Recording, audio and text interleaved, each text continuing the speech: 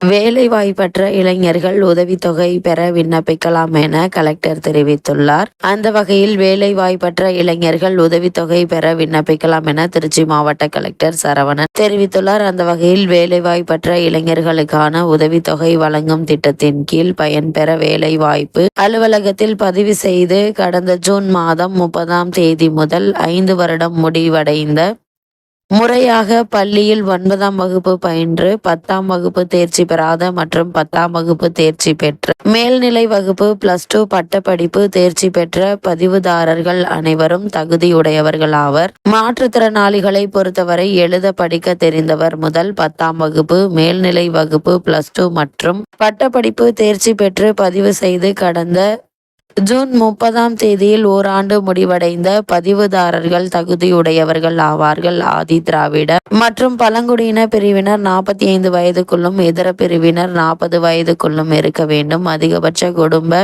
ஆண்டு வருமானம் ரூபாய் 72,000ற்கு மிகாமல் இருக்க வேண்டும். மாற்றுத்திறனாளிகளுக்கு வருமான உச்சவரம்பு மற்றும் வயது வரம்பு எதுவும் இல்லை. அரசின் முதியோர் உதவித்தொகை பொறுப்பாளர்கள் அவர்களுக்கு வேலை வாய்ப்பற்றோர் உதவித்தொகை பெற தகுதியில்லை.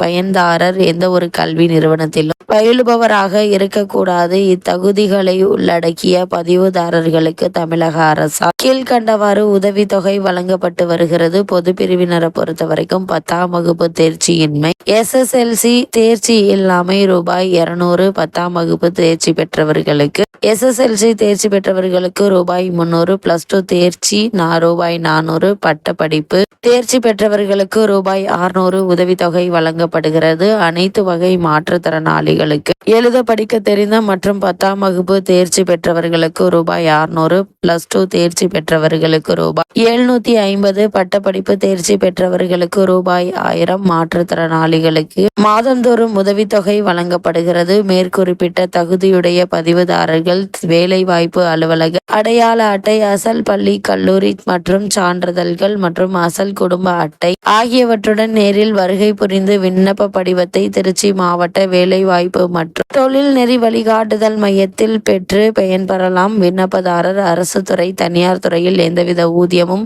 பெரும் பணியிலோ அல்லது சுய தொழில் வேலை வாய்ப்பில் ஈடுபட்டவராகவோ இருத்தல் கூடாது. ஏற்கனவே 3 ஆண்டு கல்வி உதவித்தொகை பெறுபவர் மற்றும் பொறியியல் மற்றும் சட்டம் போன்ற தொழிற்கல்வி பட்டப்படிப்புகள் முடித்தவர்கள் வேலைவாய்ப்பற்ற உதவித்தொகை பெற தகுதியில்லை. இந்த தகவலை திருச்சி மாவட்ட கலெக்டர் பிரதீப் சரவணன் தெரிவித்துள்ளார்.